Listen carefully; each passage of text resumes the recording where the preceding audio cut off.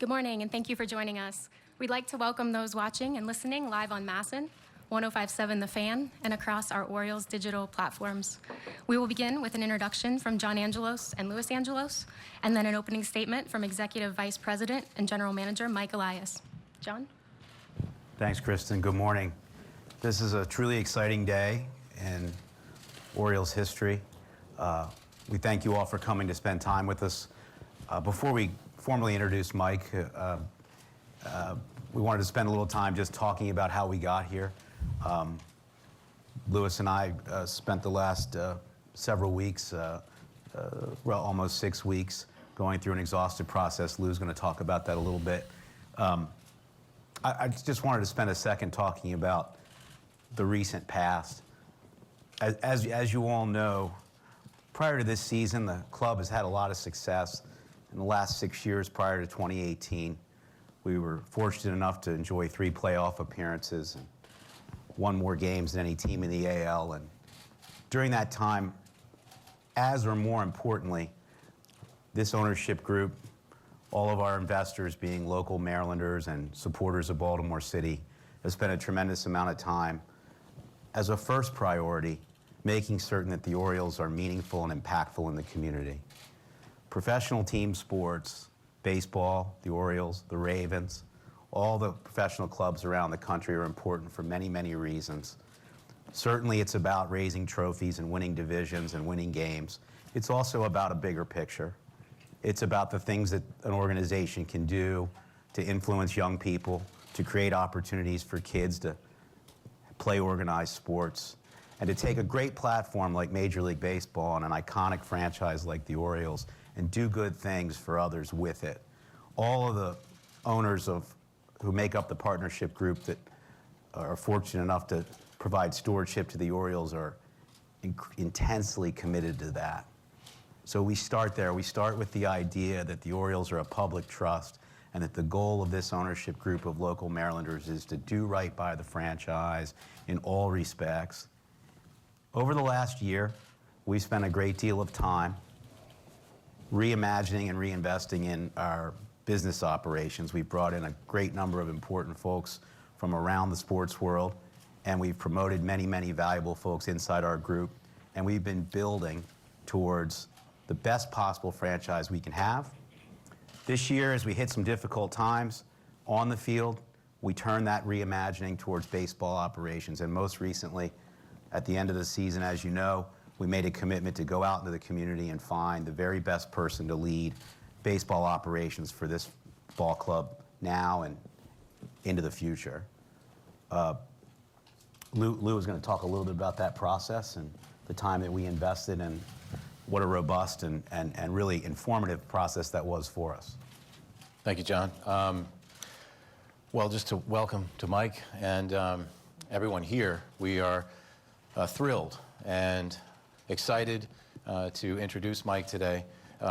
It's Mike's presence here today as the next EVP and GM of the Orioles is a process, or is a result rather, of the process of the last 5 weeks of extensive and exhaustive interviews, really, that were very beneficial, I think, to all the individuals that participated. Certainly, I can say for myself, and I know I speak for John, we had the great benefit of meeting with so many qualified candidates and learning about so many different operations and ideas within baseball operations. But one thing that came through is, as we all have heard so much about, is the move towards quantitative analysis in baseball. And I thought we might have to maybe sort of arm wrestle Mike a little bit to see. He wanted to show us his PowerPoint so quickly that he was right in the room and with the monitor open, and he was raring to go, and he made an amazing first impression, and I think you'll see that today. The extent to which we met with candidates for sometimes 6 and 8 hours over a period, again, of many weeks, and throughout that process we saw that Mike's sort of key kind of cut the learning curve is sort of how he phrased it. And we learned from all the candidates that it was essential that as we reinvest in our baseball operations, that we work diligently to get our staff up to speed, that we'll be working collaboratively to move, diligently in that direction. And so, without any further ado, I don't know, John, if you wanted to. Yeah, I think that's right. I think we learned quite a bit about it. We had great candidates, former GMs, assistant GMs, folks inside baseball, outside baseball, folks that worked at the league and worked for clubs. You couldn't have asked for a better approach. There was a tremendous amount of interest, and it's always great to have goals and a super process to effectuate those goals. We tried to do that, but when you get a great result at the end, it all comes full circle. And we wanted to sit today side by side and let you all know that the goals were, we thought, well placed. The process, we tried to be as deliberative and thorough as we could be. And boy, do we think we came up with a great result. We couldn't be happier to have Mike Elias come on board with this organization. It's a team effort, but team is all about hiring the best people and letting them do their job. We brought Mike here as part of this organization, really coming home, be back in the area where he grew up, in the region where he grew up, and couldn't be happier that Mike Elias is going to be the next general manager of the Baltimore Orioles. So let me introduce Mike and give him a big handshake. Thank you. And we're looking forward to it. Yeah. Thank you. Okay. Yeah. Thanks. Thank you. I would like to thank the Angelos family and this ownership group for bringing me here and affording me this incredible opportunity to join an organization with this type of history and to be a big part of leading it going forward. Throughout the process that they described, we had a lot of extensive conversations, talked a lot of baseball, talked a lot of business, and through all that, their plan and vision for the next chapter of Orioles baseball, the next era of Orioles baseball, was made very clear to me. And I'm here to tell all of you and the people of this region and the fans of this team that their vision and plan for the next era of Orioles baseball is something about which you should all be very excited. I'd also like to thank Jim Crane and Jeff Luno of the Astros for their graciousness and support in allowing me to pursue this. They have, right now, top to bottom, the best operation, the best organization in baseball. I was very fortunate to have been a part of that. Their success is something that we will strive to emulate here. I'd also really like to thank my wife, Alexandra. She's actually not here. I've already got her working on the crazy logistics of moving our family from Houston to Baltimore as soon as possible, but her support throughout my career and really the support of baseball spouses everywhere is something that is taken for granted a little too often in our line of work. Throughout this entire process, I always felt particularly drawn to the possibility of this job for a number of reasons.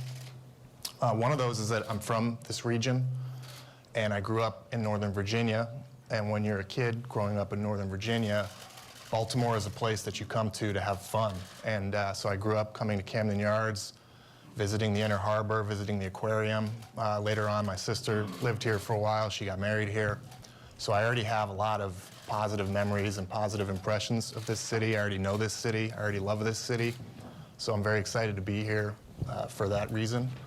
I also got a chance to see Camden Yards, to be at Camden Yards at a time when the stadium was filled to the brim, when the city was supporting a championship caliber team.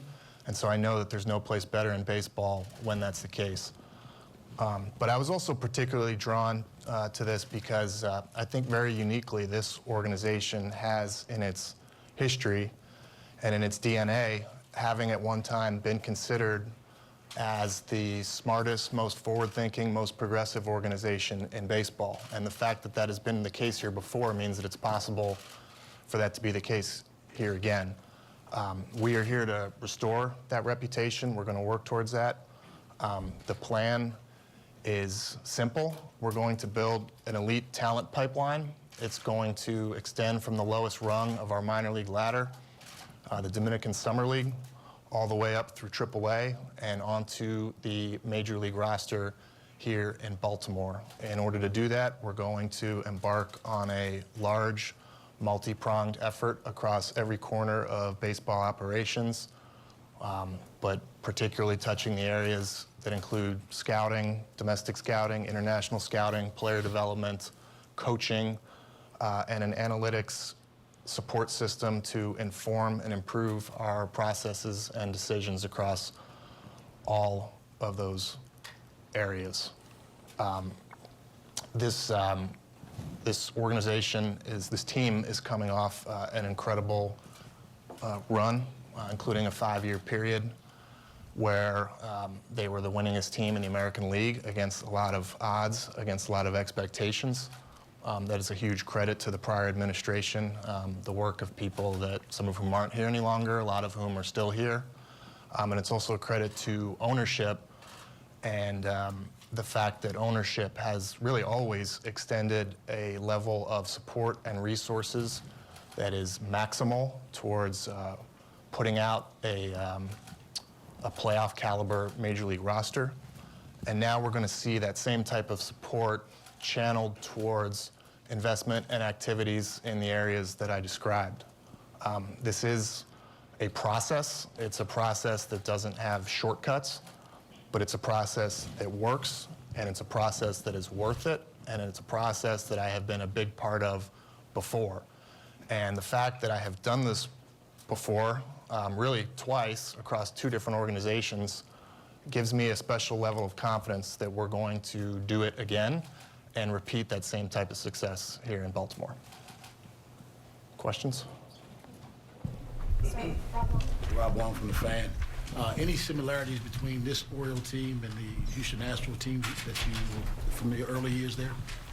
Well, I think one thing that we will find is similar and is important to note is that there are players on this, a lot of players on this team right now and in this organization who are going to be a part of the next playoff team here in Baltimore. They're here right now. And so we are going to, on top of acquiring new talent, we're going to do our best to improve and develop the talent that is already here. And I think when you look back at our first year in Houston and look at some of the players who are on the roster and already in the organization, it's a pretty impressive group of names. So I'm looking forward to seeing who that's going to be here. Rock Vodka with MASN Sports. Do you ever set any sort of a timeline on how and how exactly do you incorporate analytics into it? Look, we're gonna work as fast and as smartly and as hard as possible. We're going to remain focused on the process. We're going to continuously improve the talent base up and down this organization, whether that's at the major league level or at the minor league level, and we'll see what happens. I have confidence that we can do this, and we can do this in the right amount of time. And the analytics portion of it is, it's something that's not optional in today's game. It's a lot of advanced information. The trick is how you incorporate it into your decision making and into your baseball practices so that it's not 2 different approaches going on, but it's one approach that comes out of that. So there will be a lot of work and a lot of expertise in that area. Brittany Germoli, MLB.com. This question is for either John or Lou. When you mentioned all the qualified candidates that you went through, how exhaustive it was, what about Mike, besides that great first impression, stood out? And did you feel a lot of pressure to get this thing right, no matter how long it took? Well, he went to Yale, and my brother went to Hopkins, and I went to Duke. So we had Ivy League envy, and we thought, got to get a Yale guy in here to round out the academic credentials. But no, I think Lou touched on it a second ago. Mike made a fantastic impression, not just initially, but all throughout the process. He was incredibly prepared, thoughtful, both at the 40,000-foot view and then right on down into the weeds. He could move laterally and vertically in terms of being incredibly competent and knowledgeable about the subject matter. And it was just an impressive performance from beginning to end. To your second question, did we feel the pressure? I don't know that I would use the word pressure. I would use the word obligation. I think that, as I alluded to earlier, Lou and I, and all of the owners in our group really feel, I mean, we're all from here, and we love the club, and we want the club to do well. And, you know, we want the club to be influential and impactful in the communities as much as it can be, because that's the reason to be involved. You know, holding up trophies, as I mentioned, is nice, and it's absolutely at the top of the list in many, many ways. But, you know, winning is great also because the more you win, the more people are involved and are passionate about you, and then the more influential you are in the community. And that's the bigger picture that I was touching on earlier. So I would say absolutely we felt an obligation. And one thing to add there, you know, when you go out and interview, I mean, we just recently hired a COO for business operations, and we've hired a lot of folks in those areas, and we go out and you have limitless time, and you can really deliberate, and you take people from all different walks of life, and it's in baseball and sports generally, it's a very different process because you're under the time constraints of not the in-season calendar, but the off-season calendar, and you're under the time constraints of the permission process. So you need to be mindful of that. Yet at the same time, you're making a decision that not that you're going to live with, but that you want to live with for the next decade, let's say, or longer. I mean, we want to be sitting here talking with Mike about all the great things we've accomplished as an organization 5 and 10 and 15 and 20 years from now, and this isn't something that you do and then hope you do it again. So, sure, pressure, but I think obligation is the way we looked at it. Dan Connolly of The Athletic. It's kind of a two-pronged question, first for Mike and then for John and Lou. You know, much has been made about the autonomy of this position, that this position is going to be allowed to make baseball decisions specifically. That has not been the case in the past, and that's certainly not the reputation at times with the Orioles. For you, Mike, what sold you that would be the case going forward? And for John and Lou, why did you stress that message? Why do you think it was an importance to stress that message? As I said, we had a lot of very extensive conversations throughout this process, and we sat down, we talked a ton of baseball, and we both came into those conversations, not both, we all came into the conversations with very specific plans and ideas and visions in mind for what this should look like, how we should go about these things. And we were on exactly the same page with what the approach should be. And for me, that is something that is necessary, A, for them to want to hire me for this position, but also for me to want to jump on board. Yeah, I think that's right. I think we were aligned in that. I mean, you know, fundamental organizational management is about everybody playing their position, much like team sports, right? So the idea is ownership has a role to play, and that's a very discrete role. And the obligation, as I mentioned to Brittany, is, you know, to get them the best people in each discrete position. So get the absolute best business operations head, get the absolute best baseball operations person involved, and give them the resources, let them do the job. Yeah.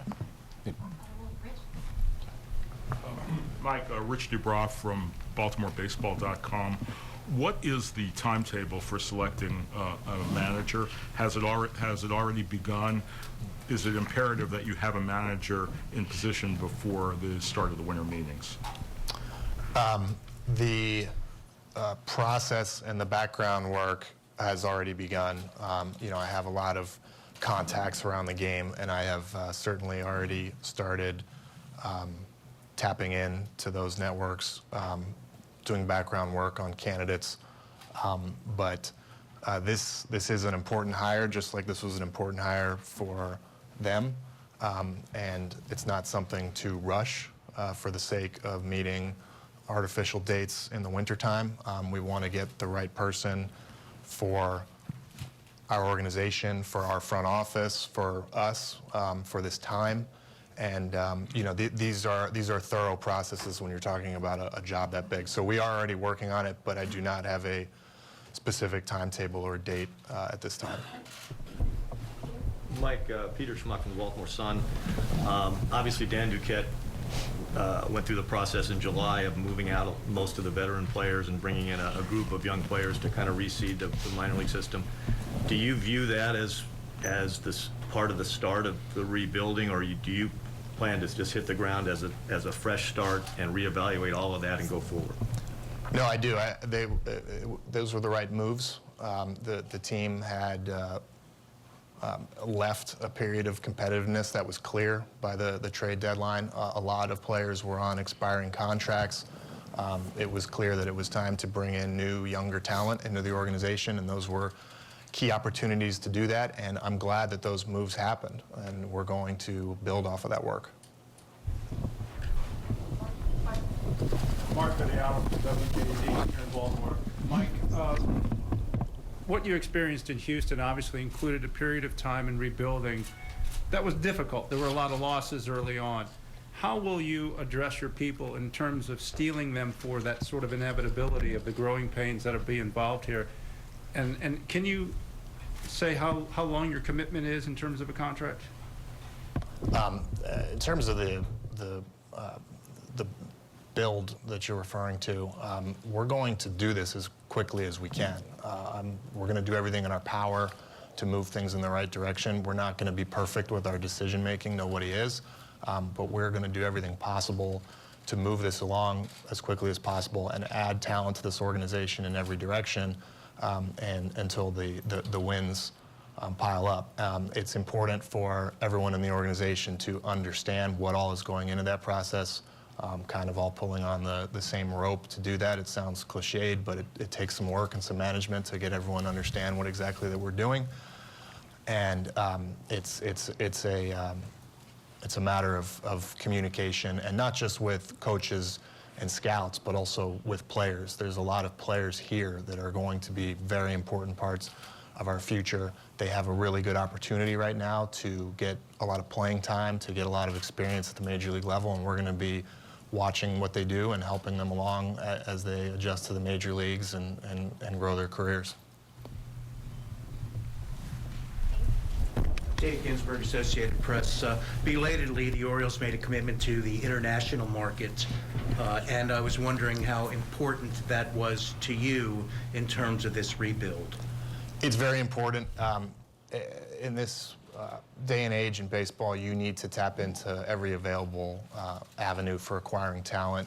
There are so many stars coming out of the international market, particularly in Latin America, that it is essential to attack that market smartly and correctly. I can tell you we will be making additions to our international operation over the near term. But I think part of the Angelos family's attraction to me in this job is I was a sitting international scouting director, and so I have current knowledge of the players that are out there. I have strong relationships with all of the agents in that market, and I can hit the ground running, and it's a matter of picking up the phone at this point to get us going. So we will be attacking that market in better ways as soon as possible. Jerry Coleman with 105.7 The Fan. I guess today, for John and Lou, and a follow-up with Mike, I guess today signals a new era. John or Lou, whoever's comfortable taking it, or both. Is the power structure change in terms of ownership all the way down now? And Mike, a question for you as a follow-up. In terms of looking for a manager, is it going to be someone who embraces analytics and will live by that?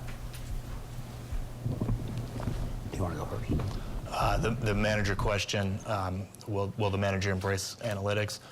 I think everyone at an upper level of baseball right now is aware of and current with that topic. As I said, this is not something that should come from an oblique angle and be separate from your baseball decision-making or your baseball sensibility. This is something that all of the individuals, especially those in decision-making positions, need to incorporate in those decisions. And there's a lot of good candidates out there today, and I would be very surprised if any of them are not current on that approach. Jerry, the ownership group has a lot of continuity to it and stability, and many of our partners have, from the beginning, are almost all involved today, and where they weren't, there were some reasons why they stepped away, and in some cases to buy other franchises and or other ball clubs. So yeah, we have a lot of staying power for the long haul and no major changes. We're looking forward to the next 25 years. We've obviously spent more of our time on getting the right approach and getting the right management philosophy and adding to what we've done in the past, doing things differently and getting the right folks in here. So that's where our focus is right now.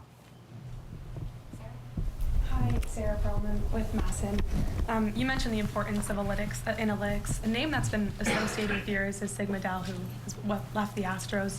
Have there been discussions of bringing him with you over here? And if not, anyone else particular that stands out that's been successful with analytics in baseball? I think it's pretty standard policy not to comment on the status of free agents, but we're going to be looking for leadership and experience in this area. We will be bringing in outside talent to help with that, and there's good people out there, and I'm going after them as quickly as possible. Stan Charles with Press Box. Mike, first of all, welcome to Baltimore. Thank you. It's a good run here. As a follow-up to David's question about international scouting, could you talk a little bit about what that really looks like to you to be all in on that? How many scouts is it? Is it an academy down in Latin America? And as part of that, Dan Duquette, when he made these trades, acquired a good deal of bonus slot money. Is it too late to use some of that to better the organization before July 1st? So having a robust acquisition function in the international space is key. It's not a matter of how many scouts, but who they are and what they're doing and how they're equipped. It does require a lot of coordination with your player development apparatus in the Dominican Republic. You use the complex very heavily as a scouting and recruiting tool. And it's kind of neat how you can get your coaches involved in the upfront evaluation process. It's something that's a little harder to do here in the States, and it's kind of part of the fun down there. But we're going to do it the way that we know how to do it well. We're going to be smart about it. We're going to have a great international operation as soon as possible, and we're going to be aggressive with the money that we have and do the best we can. Sean Stepner with WMAR TV, right here, Mike. Can you just share your thoughts on the current roster and minor league system that you're walking into here? A lot of good players here.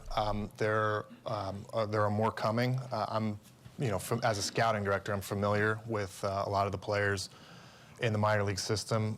There are some future stars in the system. There's some really good pitchers, and there's more than enough here to work with, and that's part of the attraction of this job to me. Is I know that there's already players here that we're going to be able to lean on over the next few years and watch grow.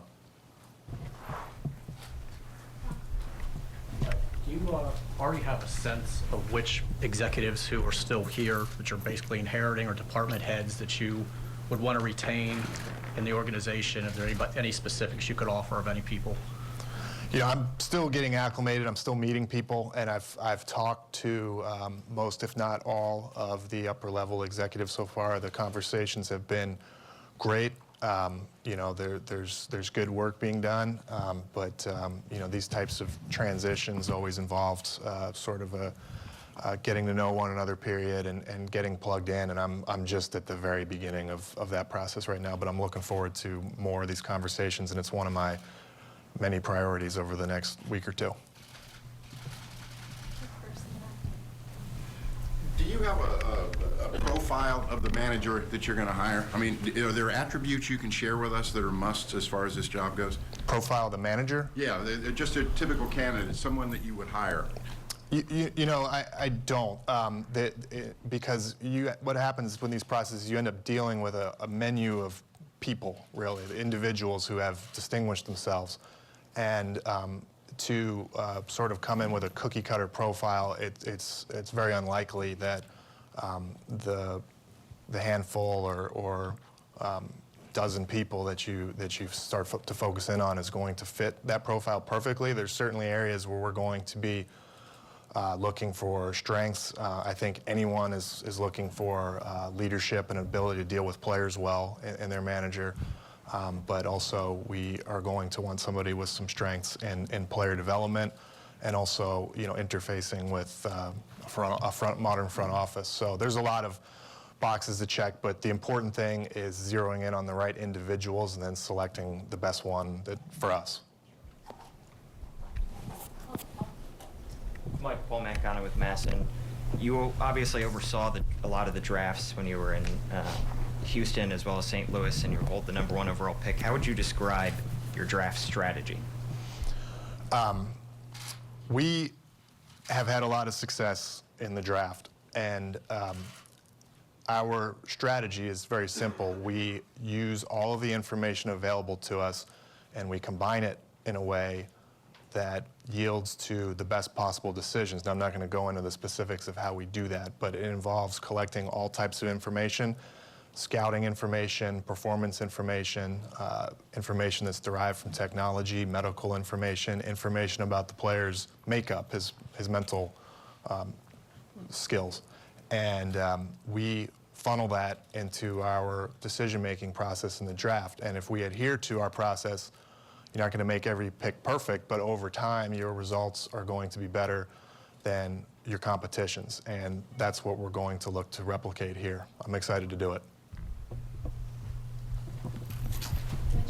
To John and Lou, this is an unusual forum. From now on, do you guys expect to be a little more visible and for the fans and for us? Oh. I guess that's a no. Yes. For you, Rich. Yes. Yeah. No, I don't. So I don't know what I don't know how I would characterize. I characterize this forum as transparent. Okay. So I look at this as a conversation that we're all having. Obviously, it's occasioned by the very exciting happening of bringing in Mike to be the new GM of the O's. So that's a great reason to sit down and have a conversation. But does that mean that we'll be more available? You know, we live here, we grew up here, we spent our whole lives here. We're not going anywhere, so we'll be available. Yes. Luke Jones, WNST. John and Lou, there have been questions about Brady Anderson's role in the past and sometimes questions about chain of command. I was wondering, one, is he going to remain? Two, is he going to have a more clearly defined role? And will he answer to Mike as far as baseball operations? Well, I think, as Mike indicated, he's spoken to all high-level executives.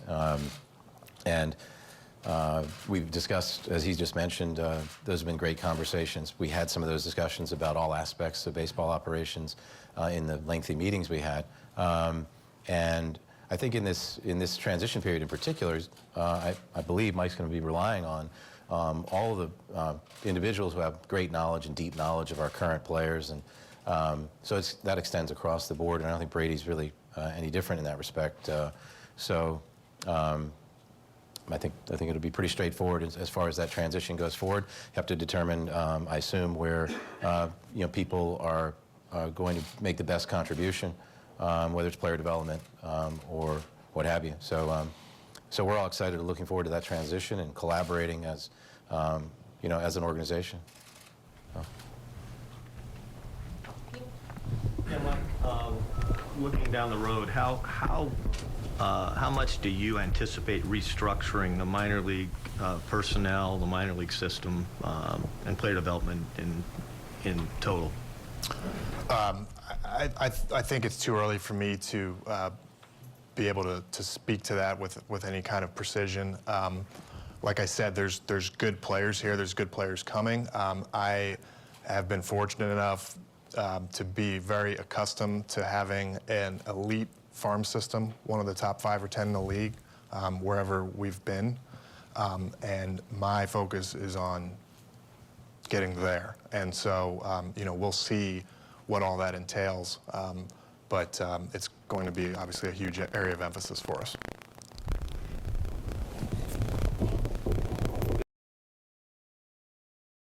Through this process, You've also had the MASN situation that you guys have had to deal with as well, both ongoing and now specifically in the last week.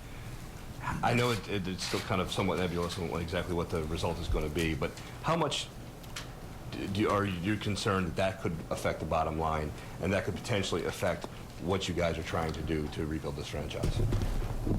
Well, it's the review of rights agreements and all of those matters really, I don't know whether that's germane to today, but I think I can answer your question by saying we don't envision that it'll have any impact on any of the things we're talking about today. I think as Mike well said, the focus of ownership's resources in the recent past in an effort to win during this most recent 5 or 6 year period was very much in investing, perhaps over-investing in the major league player payroll relatively. Mike has all the same resources today that we've had for baseball ops in the past. He'll have them in the future to do with as he sees fit. He has the same commitment, irrespective of that particular matter. That matter will come and it will go, and when it goes, all those things will still be in place and at Mike's disposal to make all the decisions he needs to make about allocation of resources, selecting a manager, all the things that you all have talked about or asked good questions about today, overseeing staff. You know, the buck stops with him, and he's here to do the job. And we provide the resources, and I think they'll be in good stead. Quick follow-up to that, Johnny. Will there be a budget handed to Mike and his staff to go with, or will it be kind of more of a floating situation than in the past?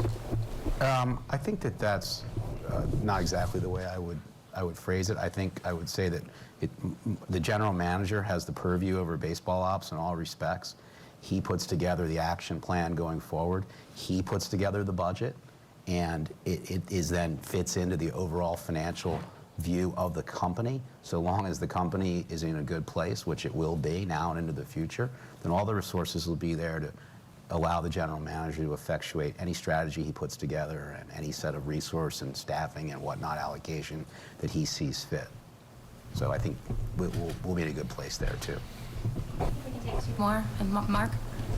Hey, John, similar question that I asked Mike, but an ownership perspective on, in a best case scenario, it does take years before this bears fruit in terms of winning. What is your message to the fan base relative to dealing with that period of time that there will be some growing pains? So Lou can talk. I mean, we talked a lot about this, you know, in our meetings. I mean, we met with Mike probably 25, 30, I don't know, untold hours, lunches and dinners and all kinds of stuff. So, and that's good because you ask those kinds of questions. And I would say that every time I think Lou and I might have said, well, we don't know, will the fan base wait? Mike's very, I think, disciplined about his approach, and you could probably talk about that too, both of you.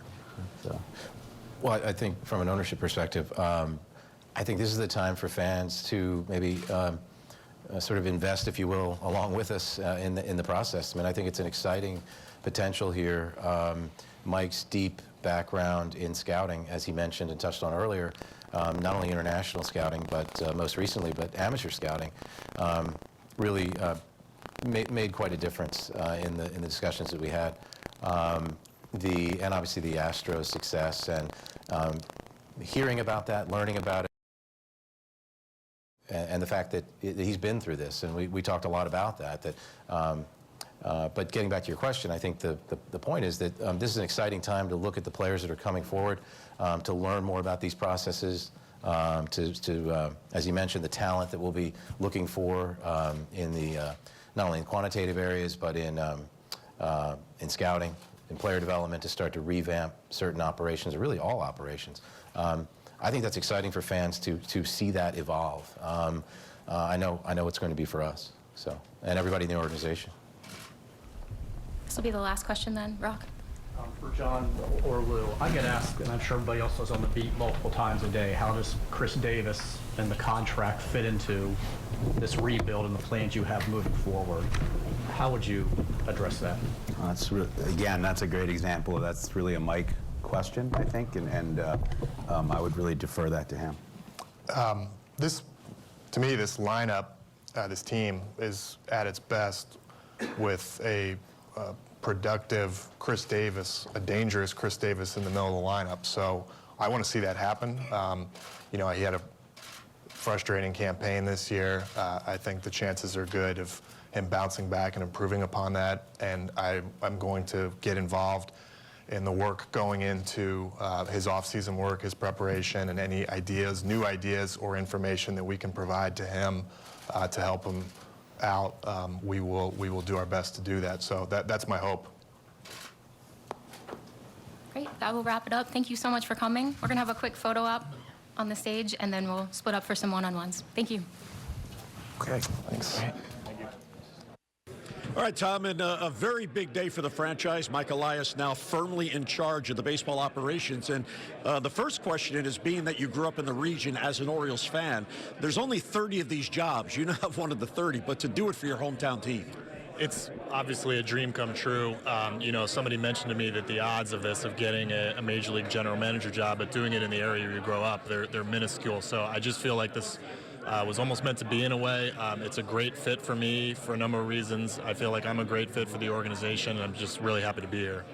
A lot of the press conference today, Mike, analytics talk dominated it. And we heard a lot about this during the postseason, managers making pitching changes based on analytics. Can you explain to the fans exactly what is that information that you find very important, not only in acquiring players, but how you utilize those players? Look, it's sports today. I mean, there's a lot of information, technology-based information, statistically-based information that is available today that just wasn't available 5 or 10 or 15 years ago. And the teams across all sports that are using that information in the smartest ways and having it be used at every level of decision-making, including in the dugout, including in the minor leagues, are seeing the best results. So we want to do that here. One big decision you'll have, it won't be until June, but the Orioles, for only the second time in franchise history, have the #1 overall pick. Now, you've been through that, and at the time, you selected Carlos Correa, and there was a bit of controversy about that. Oh, the Astros are looking to save money. Did the analytics play to that? And by the way, you got that right. He's a superstar. Sure. You know, he's a high school player from Puerto Rico, so it's hard to put too much analytical emphasis on that pick, but it was a very good scouting job, and by our guys, by the staff, and you know, I happen to have a lot of experience at the top of the draft. Most of it was really great experience. We've got 2 MVP caliber players that we've taken. We've got another rookie who's going to be an MVP caliber player, but we also did not hit on a pick. And you know, the good news for the Orioles is that this is all experience, and the Orioles are the beneficiary of that experience. So we're going to do really well with that #1 pick. In the near term, how quickly will you be able to establish your staff so all of the areas that must go into planning a major league roster, of course, a spring training roster first, and all of the minor league hirings that you're going to have to do? I'm going to rely on the people that are here. We've got good people here, but we do have positions open. We have positions that have yet to exist with this franchise where we're going to be bringing in new people and hiring people, but there's going to be a lot of good work coming out of the people that are here. And you talk about hitting the ground running. You have to have the roster set by tomorrow to protect players for the Rule 5 draft. How much conversation has gone on with the folks here that know those players? A lot. You know, that is an area we've started talking about, but I feel like I might, you know, not be a big help right now because I'm not familiar with these players. This is something that's relatively new to me. I only have my outside research that I'm able to do. So going to lean very heavily on the guys that know these players and are familiar with this organization to make those decisions.